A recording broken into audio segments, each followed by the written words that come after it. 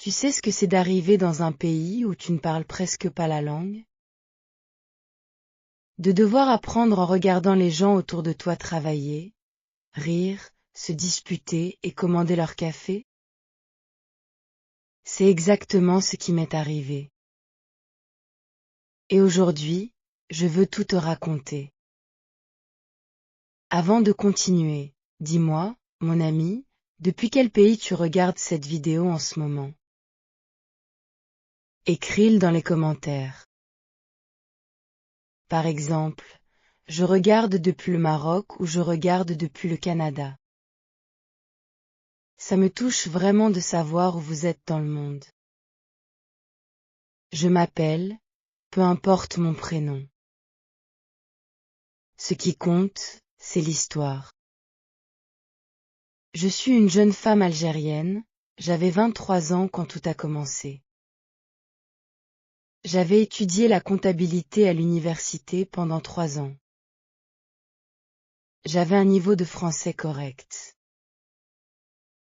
Tu sais, le français qu'on apprend dans les livres, avec les règles de grammaire et les exercices. Mais le français de la vraie vie, celui-là, je ne connaissais pas du tout. C'est celui que les gens parlent dans les rues, dans les bureaux, dans les cuisines. Mon oncle habitait en France depuis 15 ans. Il avait une petite entreprise de logistique, pas grande, une dizaine d'employés. Il m'a proposé de venir travailler avec lui pendant 1 an, pour acquérir de l'expérience professionnelle. Ma mère était inquiète, comme toutes les mères. Mon père a dit que c'était une opportunité que je ne devais pas laisser passer. Et moi, j'avais peur, mais j'ai dit oui. J'ai pris l'avion un mardi matin de septembre. Il faisait encore chaud à Alger. Quand je suis sortie de l'aéroport en France, l'air était différent, plus frais, plus humide. Je portais un manteau que je n'avais jamais mis en Algérie. Dans le taxi qui m'emmenait chez mon oncle, le chauffeur a essayé de me parler. Je comprenais à peu près la moitié de ce qu'il disait. Je souriais beaucoup. C'est la première stratégie que j'ai apprise. Quand tu ne comprends pas, tu souris. Ça donne le temps de réfléchir. Mon oncle vivait dans une ville de taille moyenne, pas Paris, pas une grande métropole. Une ville ordinaire avec des boulangeries, des pharmacies, un marché le samedi matin. Je m'y suis installée dans la chambre d'amis de son appartement. La première semaine, je ne suis presque pas sortie. Je regardais par la fenêtre. Je regardais les gens marcher. J'essayais de lire les panneaux dans la rue. Je me suis dit, voilà, c'est mon école maintenant. Le premier jour au travail, mon oncle m'a présenté à ses employés. Il y avait une secrétaire qui s'appelait, je vais l'appeler Madame V. Elle avait la cinquantaine, les cheveux courts, et elle parlait très, très vite. Le premier jour, elle m'a dit quelque chose que je n'ai pas compris du tout. Elle a ri, pas méchamment. C'était juste parce que c'était drôle de voir mon visage complètement perdu. Ensuite elle a répété, plus lentement, et j'ai compris. Elle me demandait si je voulais un café. C'était aussi simple que ça. Mais quand on ne connaît pas encore les habitudes, même la question la plus simple peut paraître compliquée. Il y avait aussi un jeune homme qui travaillait là, dans la réception des colis. Je vais l'appeler T. Il avait peut-être 25 ans, il était d'origine portugaise, né en France. Il parlait avec un accent du sud que je ne distinguais pas encore des autres accents. Plus tard, j'ai appris à reconnaître les différents accents. Au début, pour moi, Tout le monde parlait de la même façon bizarre.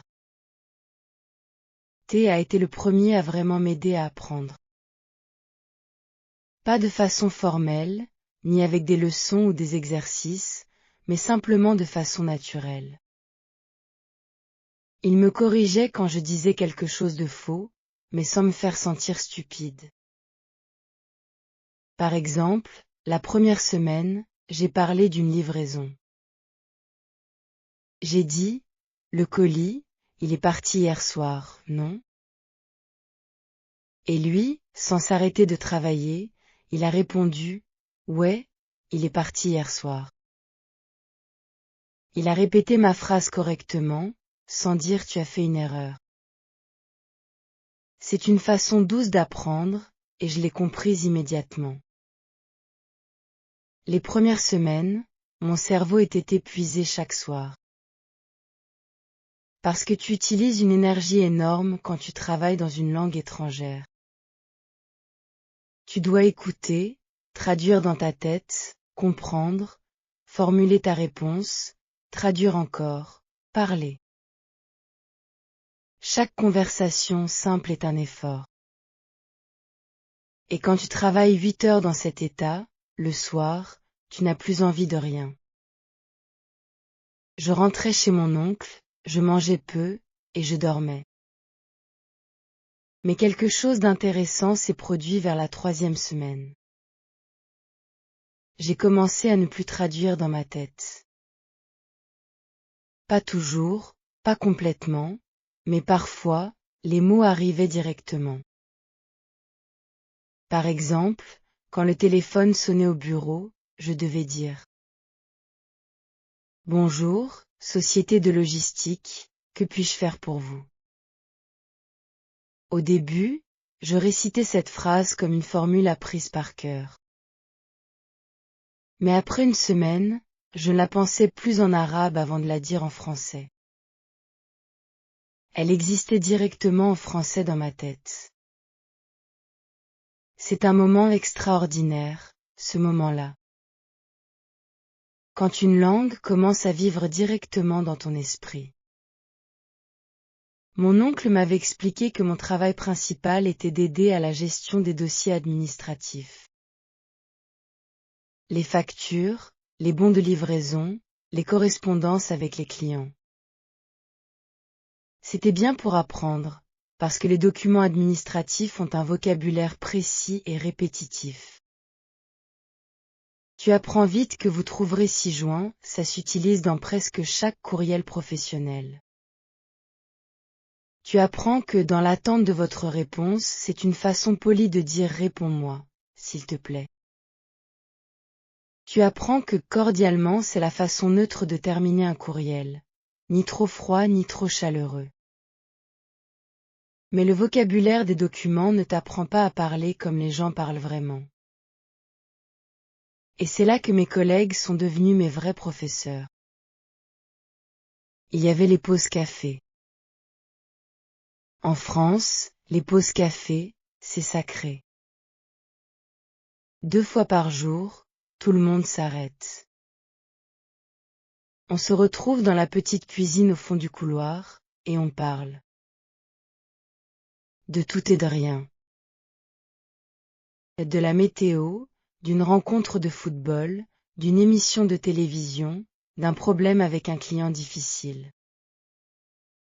Ces moments-là sont en or pour apprendre la langue. Pendant les premières pauses café, j'écoutais beaucoup et je parlais peu. Mais j'observais comment les gens construisaient leurs phrases dans la conversation réelle. Et j'ai remarqué quelque chose d'important. Le français parlé est très différent du français écrit. Dans les livres, on dit nous allons. Dans la cuisine du bureau, tout le monde dit on va. Dans les livres, on dit je ne sais pas. Dans la vraie vie, les gens disent je sais pas et parfois même je sais pas. Les liaisons disparaissent. Les négations se simplifient. Le nœud de la négation, on ne l'entend presque jamais à l'oral. Cette découverte m'a libérée. Parce que jusque-là, j'avais peur de parler parce que je pensais que mon français n'était pas assez correct. Mais j'ai réalisé que les Français eux-mêmes ne parlent pas un français de livre. Alors j'ai commencé à parler plus.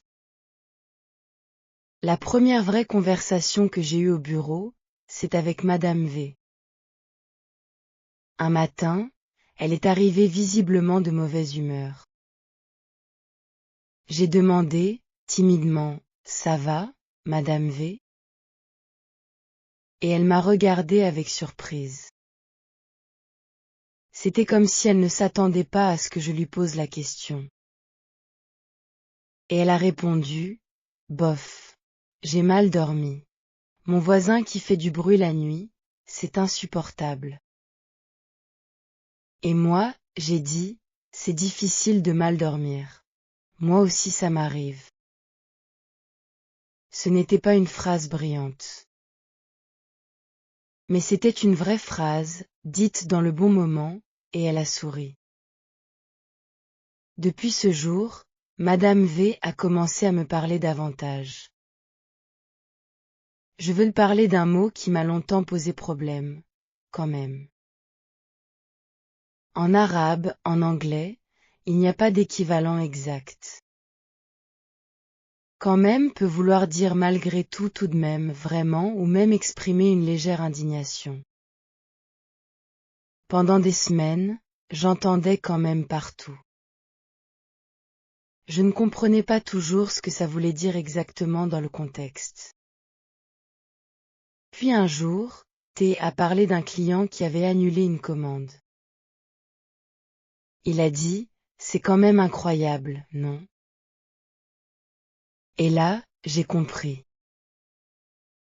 C'est quand même incroyable signifie tu avoues que c'est incroyable, non? Il y a une petite nuance d'exaspération dedans. Depuis ce jour, j'ai commencé à utiliser quand même. Tout le monde au bureau m'a regardé avec un petit sourire.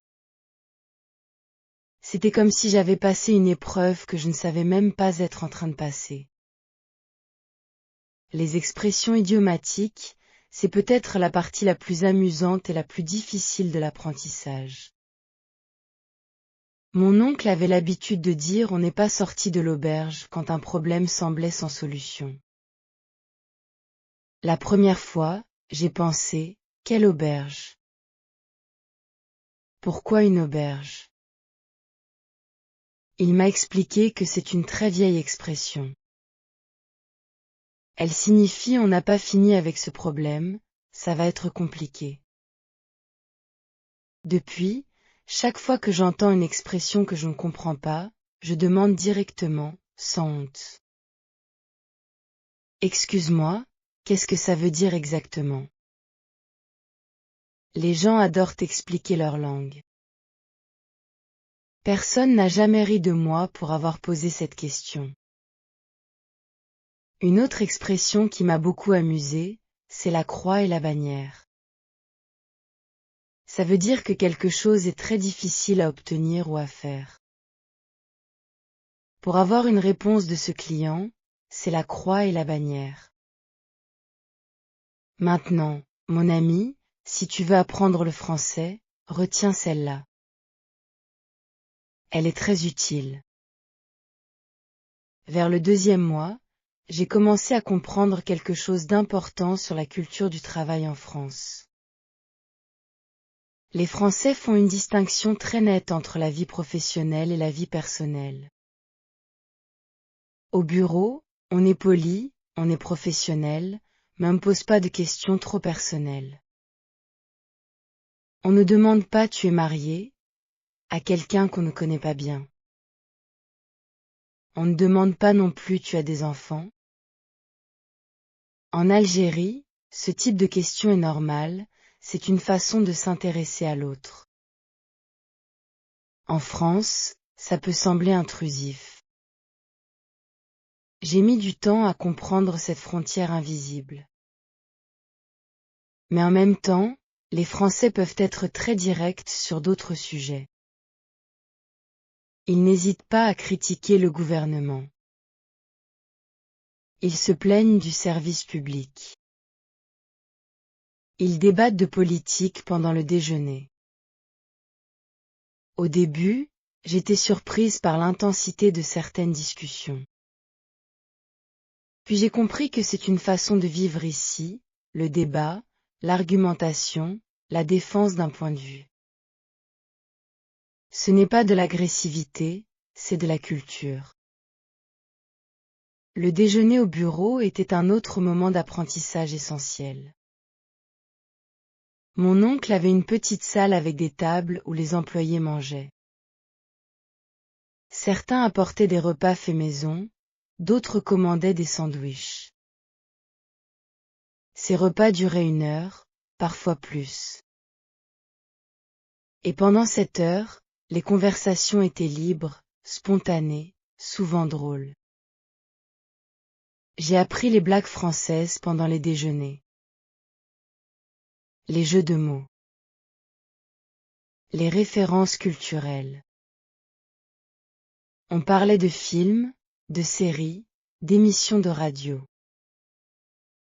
Je prenais mentalement des notes. Un jour, quelqu'un a mentionné une émission de radio qu'il écoutait le matin. Je ne connaissais pas. Le soir même, j'ai cherché cette émission sur Internet et je l'ai écoutée. Et je me suis rendu compte que c'était une excellente façon de travailler mon oreille. La radio, contrairement à la télévision, t'oblige à comprendre uniquement avec le son, sans les images pour t'aider. C'est plus difficile, mais c'est plus efficace pour la compréhension orale. J'ai commencé à écouter cette émission chaque matin en me préparant pour le travail. Au bout de 2 semaines, je comprenais environ 70% de ce qu'il disait. Au bout d'1 mois, c'était presque tout. Je veux te parler aussi des moments difficiles, mon ami. Parce que l'apprentissage d'une langue, ce n'est pas une courbe qui monte toujours. Il y a des plateaux, des moments où tu te sens bloqué, où tu penses que tu n'avances plus. J'en ai traversé plusieurs. Le plus difficile pour moi, c'était le téléphone. Quand on est en face d'une personne, on peut lire ses expressions, ses gestes, ses lèvres. On peut dire excuse-moi, tu peux répéter, sans que ce soit gênant. Mais au téléphone, tout disparaît sauf la voix. Et si la personne parle vite, cela devient un cauchemar. Si elle a un accent régional fort, cela devient encore plus difficile. Si la connexion n'est pas bonne, c'est pire. Les premières fois que le téléphone sonnait au bureau et que j'étais seule, mon cœur s'emballait. Je décrochais en espérant que ce serait quelqu'un avec qui la conversation serait simple. Parfois c'était quelqu'un qui parlait très vite et je ne comprenais presque rien. Je prenais des notes en phonétique, j'essayais de comprendre le sens global. Après, j'allais voir mon oncle ou thé, et je leur décrivais ce que j'avais entendu. Souvent, ils pouvaient reconstituer le message. Avec le temps, les appels téléphoniques sont devenus plus faciles. Mais ça m'a pris environ 3 mois. 3 mois de stress à chaque sonnerie. Je me souviens exactement du premier appel téléphonique que j'ai parfaitement géré. Je l'ai géré du début à la fin, sans aide, sans angoisse. C'était un client qui appelait pour confirmer une livraison. L'appel a duré 2 minutes. Quand j'ai raccroché, j'avais un grand sourire. Madame V qui était à côté a dit « Tu vois, tu te débrouilles très bien ». C'était une petite phrase, mais ça comptait beaucoup. Vers le 3e mois, quelque chose a changé dans ma façon d'interagir avec les gens au bureau. Je n'étais plus la nouvelle qui souriait sans rien comprendre. Je participais aux conversations. Je faisais des blagues, maladroitement, parfois, mais ça faisait rire quand même. Un jour, pendant la pause café, quelqu'un a dit quelque chose d'absurde sur un client. J'ai répondu spontanément, c'est quand même fort de café. C'était une autre expression française que j'avais apprise. Elle signifie c'est vraiment exagéré. Tout le monde a ri. Et moi, j'ai réalisé que j'avais fait une blague en français. Une vraie blague, pas traduite depuis l'arabe dans ma tête. Elle était née directement en français. Ce moment-là, mon ami, c'est un moment que j'aurais voulu filmer pour le montrer à ma mère. Parce que tu ne peux pas expliquer ça à quelqu'un qui ne l'a pas vécu. Faire rire des gens dans une langue étrangère, ça se ressent plus que ça ne s'explique. C'est la preuve que tu appartiens un peu à cet espace. Ta présence dans cet espace n'est plus seulement fonctionnelle. Elle est humaine. Je veux aussi te parler du rapport que j'ai développé avec les erreurs. Au début, j'avais honte de faire des erreurs. Je préférais ne pas parler plutôt que de risquer de dire quelque chose de faux. C'est la pire stratégie possible pour apprendre une langue. La meilleure chose que j'ai faite, c'est d'accepter de faire des erreurs. D'en faire beaucoup, et souvent. Il y a des erreurs classiques que font les arabophones en français. Par exemple, le genre des mots. En arabe, les noms ont aussi un genre, mais les genres ne correspondent pas toujours avec le français. La problème au lieu de le problème. Le réunion au lieu de la réunion. J'ai fait ces erreurs des centaines de fois. Et à chaque fois que quelqu'un me corrigeait, je l'écrivais quelque part. J'avais un petit carnet dans ma poche. J'y notais les corrections, les expressions nouvelles, les mots que je ne connaissais pas. Ce carnet est devenu un de mes outils les plus précieux. Une erreur que j'ai faite a beaucoup amusé tout le monde. Un jour, j'ai voulu dire que j'étais très occupée. En arabe, on peut dire quelque chose qui ressemble phonétiquement à une expression française vulgaire. Je ne savais pas que je disais quelque chose d'incorrect. Tout le monde s'est mis à rire. Madame V a essayé de garder son sérieux pour m'expliquer pourquoi. Mon visage est devenu très rouge. Mais après, on a tous beaucoup ri ensemble. Et cette erreur-là, je ne l'ai jamais refaite. Les erreurs font partie du chemin.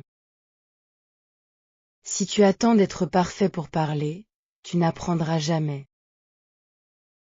C'est la leçon la plus importante que j'ai apprise, pas seulement sur le français, mais sur l'apprentissage en général.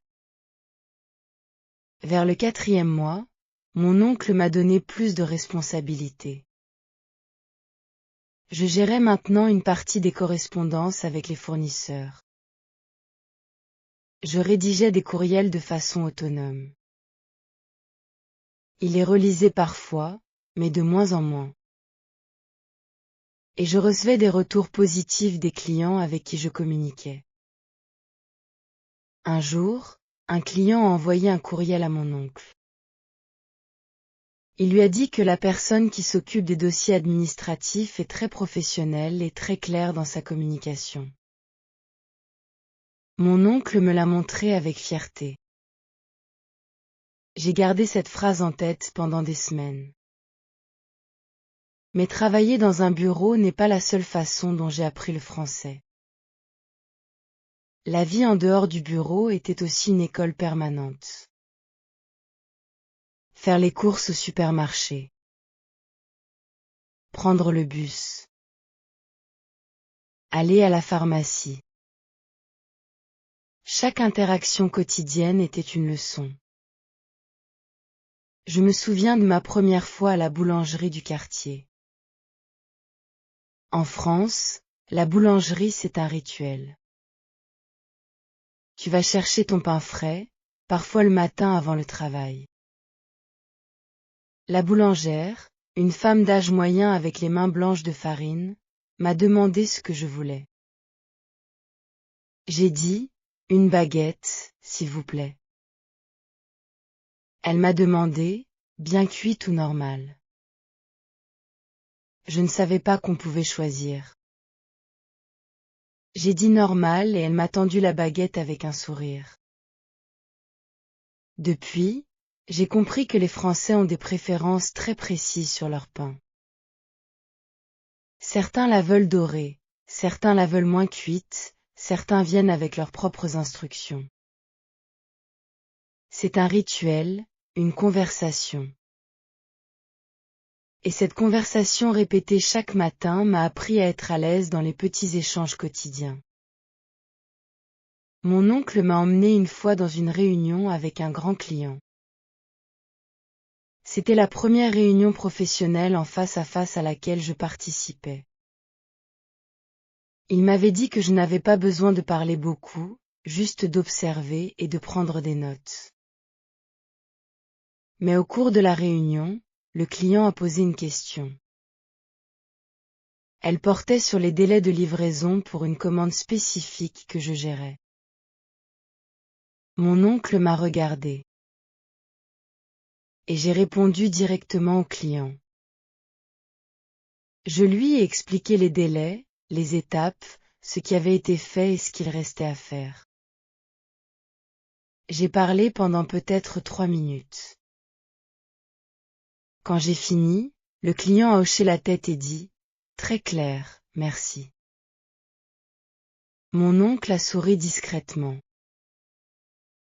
Pour moi, c'était comme un examen réussi. Ce qui m'a aidé aussi dans cette période, c'est que j'ai commencé à penser mes rêves en français. Je ne l'ai pas décidé. Ça s'est fait tout seul.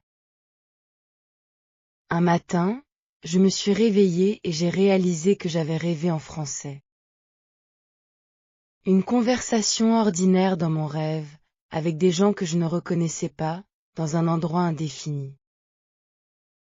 Mais tout en français.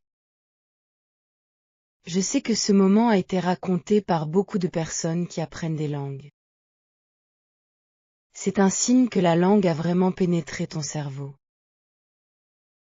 Elle est devenue une partie de toi, et pas seulement un outil externe. Vers le 6e mois, j'avais développé une routine. Le matin, j'écoutais la radio en me préparant. En travaillant, je parlais avec les collègues, je répondais aux courriels, je gérais les appels téléphoniques. Le soir, parfois, je regardais des séries françaises. Pas des séries avec des sous-titres en arabe. Des séries avec des sous-titres en français, pour lier l'oral et l'écrit. Quand j'entendais un mot que je ne connaissais pas, je le voyais écrit en même temps.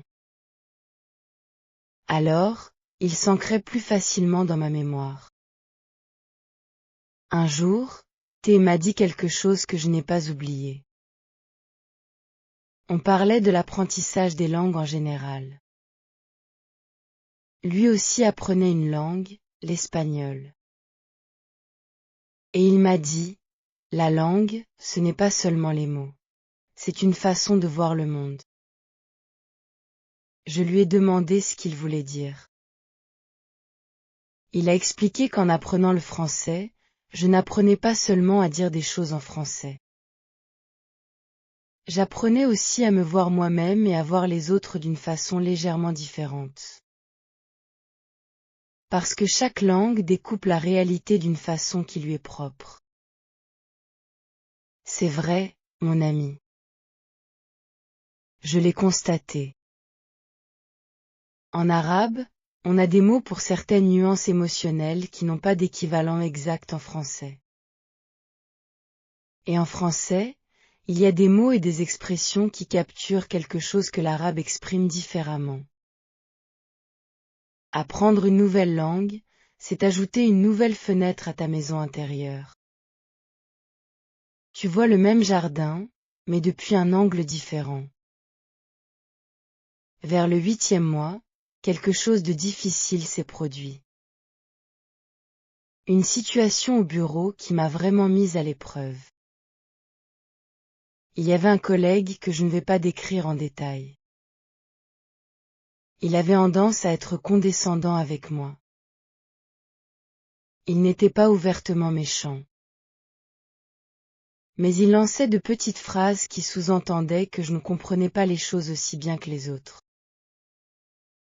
Il répétait ses explications plusieurs fois, d'une voix lente, comme si j'étais une enfant. Un jour, j'en ai eu assez. Je lui ai dit, calmement mais clairement. Je t'entends très bien, et je comprends ce que tu expliques. Tu n'as pas besoin de répéter. Il y a eu un silence. Et il n'a plus jamais fait ça.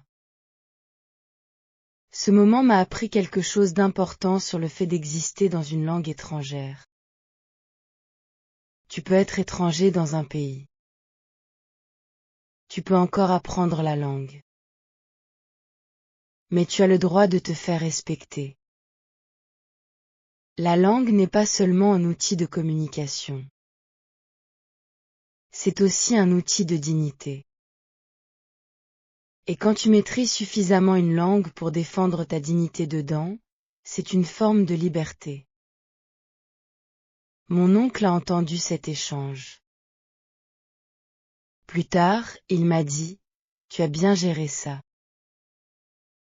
C'était peu, mais c'était suffisant. À cette période, j'ai aussi commencé à remarquer les différences régionales dans la façon de parler. Mon oncle avait des amis d'autres régions de France qui venaient parfois lui rendre visite. Et leurs accents, leur vocabulaire, leurs expressions, tout était légèrement différent. Un ami du Sud utilisait des mots que personne au bureau n'utilisait. J'ai même découvert quelque chose sur d'autres pays francophones comme la Belgique et la Suisse. On y disait 90 au lieu de 90. Mais j'ai commencé à comprendre que le français n'est pas une langue uniforme. C'est une famille de façons de parler, avec des variations géographiques, sociales, générationnelles. Les jeunes collègues, par exemple, utilisaient beaucoup de mots que je ne trouvais pas dans les dictionnaires. Ils disaient c'est ouf pour dire que quelque chose est incroyable. Ouf c'est fou en verlan, le langage où on inverse les syllabes.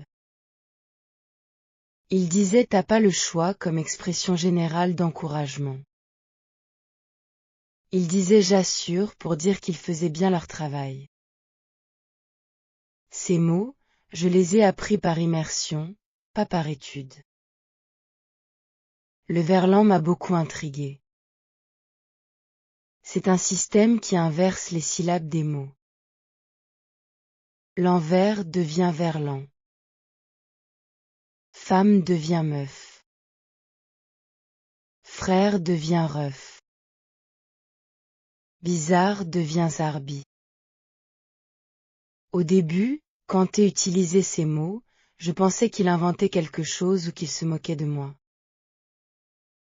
Puis j'ai compris que c'est un vrai registre linguistique, utilisé surtout par les jeunes. Je n'utilise pas beaucoup le verlan moi-même. Ça ne correspond pas à mon style. Mais je comprends maintenant quand je l'entends.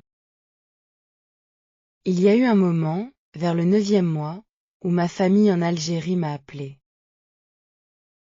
Ma mère m'a dit, tu parles différemment maintenant. je ne m'en étais pas rendu compte. Mais quand elle me l'a dit, j'ai réalisé que oui. Quelque chose avait changé dans ma façon de parler arabe aussi. Peut-être mon rythme, peut-être certaines intonations. Les langues s'influencent entre elles. Quand tu vis intensément dans une langue, elle laisse des traces sur les autres langues que tu parles. À la fin de ma première année, mon oncle a organisé un petit repas avec les employés du bureau. C'était pour fêter quelque chose, un contrat signé, je crois. C'était dans un restaurant à quelques minutes du bureau. Tout le monde était là, Madame V, T, les autres. Et pendant ce repas, j'ai réalisé que je participais à la conversation de façon complètement naturelle. Je racontais des histoires, je posais des questions, je répondais spontanément, je riais aux moments drôles. Personne ne me regardait avec cette expression de « oh elle essaie de parler » que j'avais parfois sentie au début. J'étais simplement là, présente dans la conversation. Une participante normale d'une conversation normale. Sur le chemin du retour ce soir-là, j'ai pensé à la fille qui était sortie de l'aéroport un an plus tôt. Elle portait son manteau neuf. Elle avait ce sourire de façade pour cacher sa peur. La distance entre cette fille et la femme qui rentrait du restaurant était immense. Pas une distance géographique. Une distance intérieure. Mon ami, je veux te parler maintenant de la méthode. Parce que des gens me posent souvent la question, comment tu as appris le français si vite? Et je veux être honnête, je n'ai pas de méthode magique. Ce que j'ai fait, c'est d'utiliser toutes les situations de ma vie quotidienne comme des occasions d'apprendre. La règle numéro 1, c'est d'écouter avant de parler. Les 2 premiers mois, j'ai beaucoup plus écouté que parlé. Et pendant que j'écoutais, je ne pensais pas à autre chose. J'étais entièrement présente dans ce que les gens disaient. La qualité de ton attention est aussi importante que la quantité de temps que tu passes à écouter. La règle numéro 2, c'est de ne pas avoir peur du silence. En conversation, il y a parfois des silences. Surtout quand tu cherches tes mots. J'ai appris à ne pas paniquer dans ces silences. J'ai appris à prendre le temps de trouver le bon mot. Je préférais cela plutôt que de sortir n'importe quoi pour remplir le vide. Les gens attendent. Ils sont patients si tu montres que tu réfléchis. La règle numéro 3, c'est de demander. Demande quand tu ne comprends pas. Demande ce que signifie une expression. Demande si ta phrase était correcte. Les gens adorent t'expliquer. Et chaque explication est une leçon que tu n'oublies pas. Elle arrive dans un contexte réel, pas dans un exercice artificiel. La règle numéro 4, c'est d'écrire. Ton carnet de mots, tes notes sur les expressions que tu entends, les erreurs qu'on t'a corrigées. L'acte d'écrire ancre les choses dans ta mémoire. Et relire ce que tu as écrit une semaine plus tard, c'est une révision naturelle et efficace.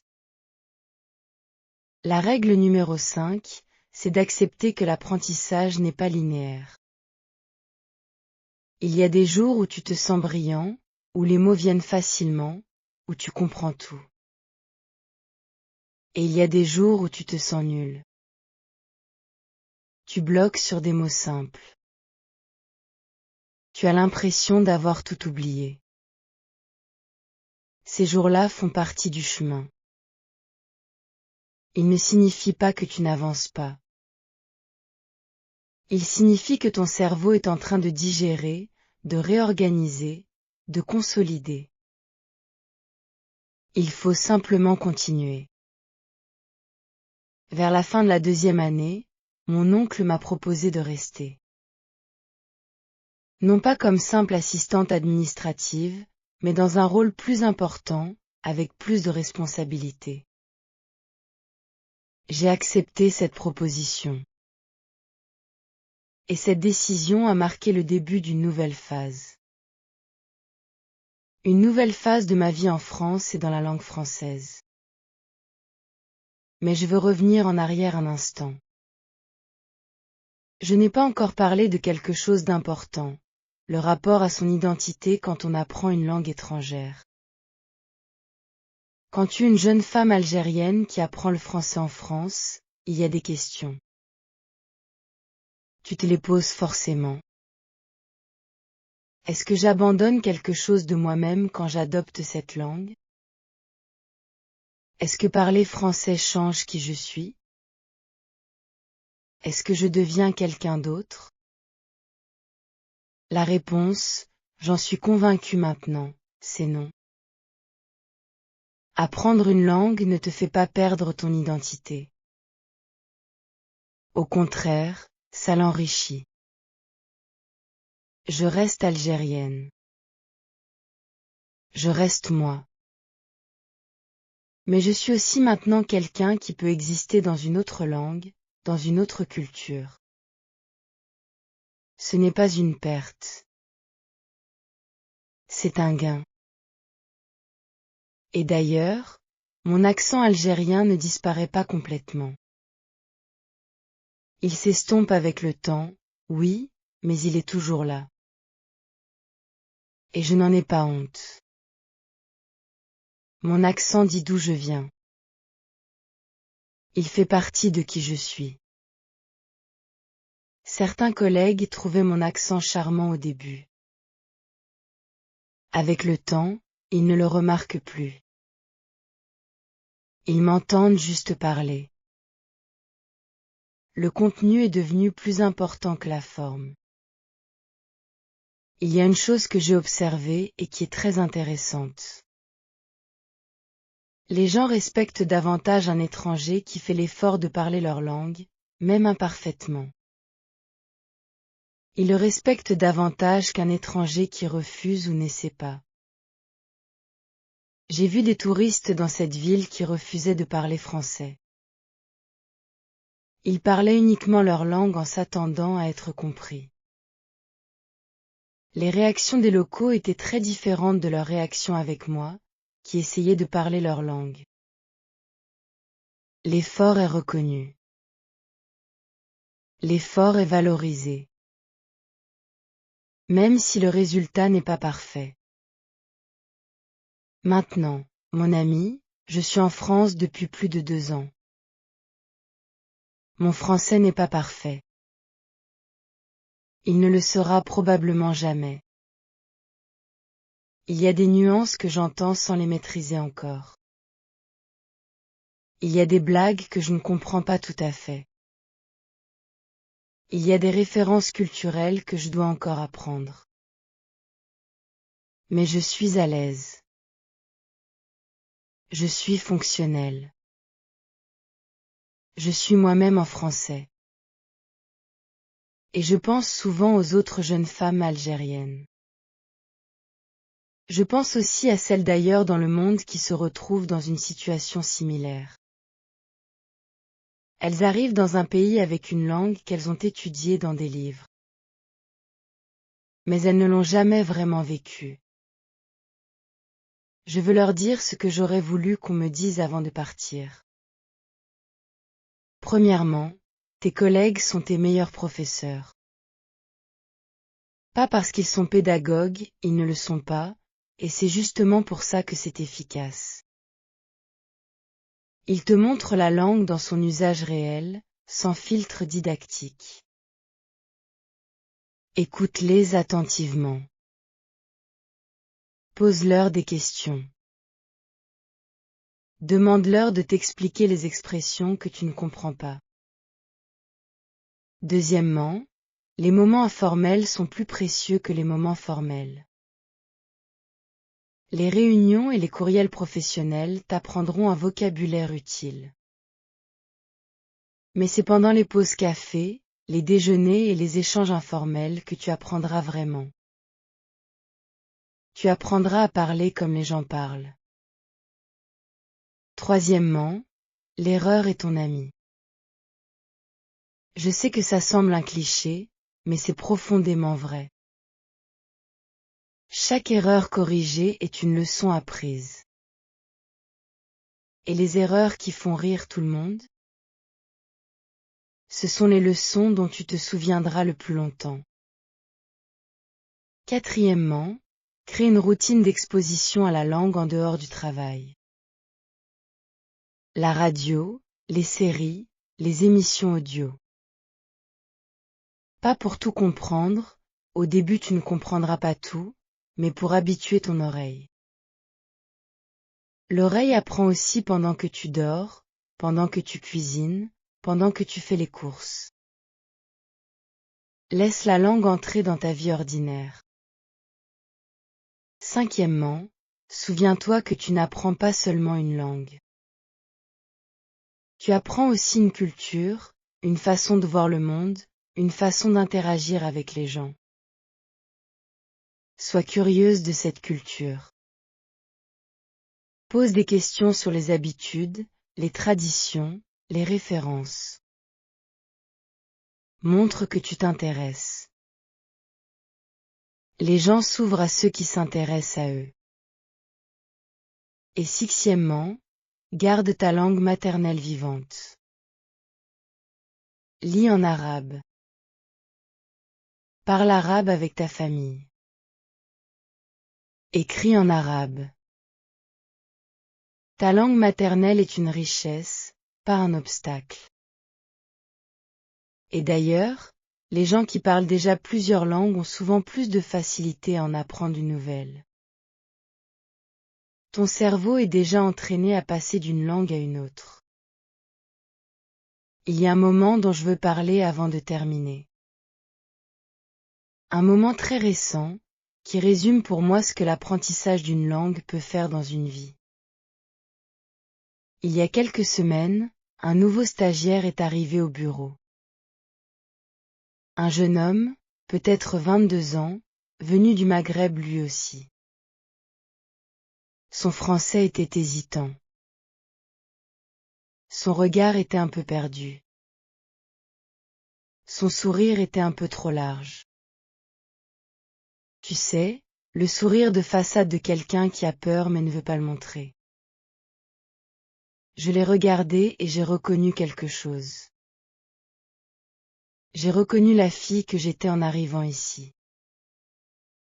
Je me suis approchée de lui le premier matin.